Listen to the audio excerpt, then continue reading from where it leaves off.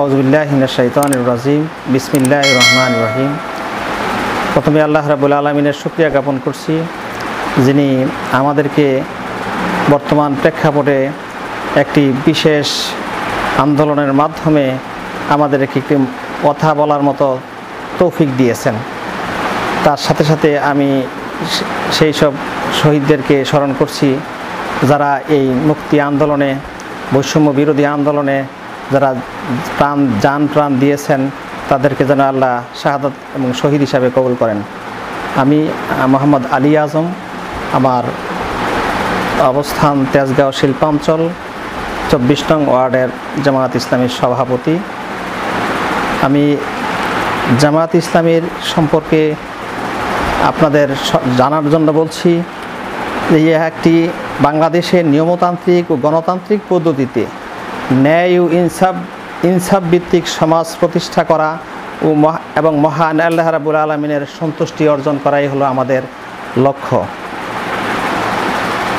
কোরআনে আল্লাহ রাব্বুল আলামিন বলেছেন, ইয়া আইয়ুহাল্লাযীনা আমানু উদখুলু ফিস-সিলমি কাফা।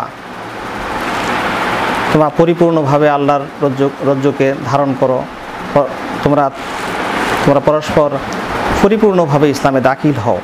এখানে পরিপূর্ণভাবে দাখিল হওয়ার জন্য ইসলামের সর্বক্ষেত্রে, ব্যক্তি জীবন থেকে পারিবারিক জীবন থেকে সমাজ এবং রাষ্ট্রীয় জীবন, সর্বক্ষেত্রে খোদাদ্রোহিতার বিরুদ্ধে, খোদাদ্রোহিতার বিপক্ষে থেকে আল্লাহ রাব্বুল আলামিনের আইন প্রতিষ্ঠা করাই হলো জামাতের লক্ষ্য এবং উদ্দেশ্য।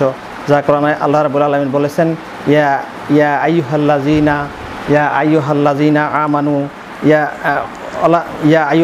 আমানু উদখুলু ফিস-সিলমি কাফা।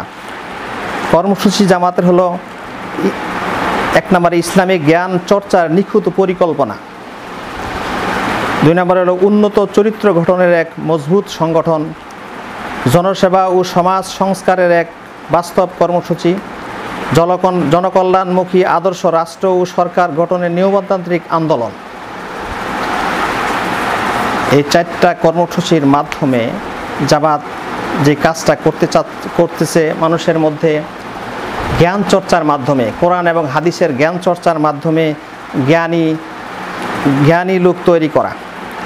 2 নম্বরে হলো উন্নত চরিত্র, মানুষের সর্বক্ষেত্রে একজন ভালো এবং উত্তম লোক তৈরির জন্য একটি কারখানা হিসাবে উন্নত চরিত্র গঠনের একটা মজবুত সংগঠন। আর সমাজ সংস্কারে, সমাজে যে বৈষম্য বিরোধী যত কার্যক্রম আছে সবগুলোকে, অন্যায়, অত্যাচার, চাঁদাবাজি, টেন্ডারবাজিকে পরিহার করে সমাজে একটি সংস্কারমূলক এবং সৎ লোকের শাসন তৈরি করার জন্য একটি সর্বোপরি কাজ করে যাচ্ছে। বিশেষ করে জনকল্যাণমুখী আদর্শ রাষ্ট্র ও সরকার গঠনের নিয়মতান্ত্রিক আন্দোলন।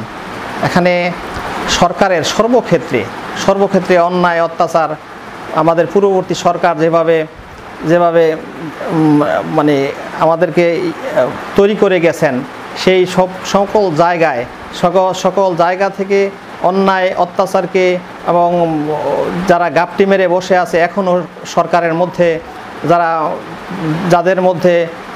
যাদের মধ্যে দেশের টাকা পাচার করার গুণাবলী তাদের মধ্যে আছে, তাদের হচ্ছে মানুষ হত্যার গুণাবলী আছে, যারা মানুষদেরকে মিসগাইড করার জন্য মিথ্যা কথা বলে সে আমাদেরকে, দেশের সমাজকে তারা করে রাখছেন। আমাদেরকে একটা বিশেষভাবে আমাদের চিহ্নিত করে জামাতকে হেয় করে রাখার জন্য যাবতীয় চক্রান্ত করে গেছেন।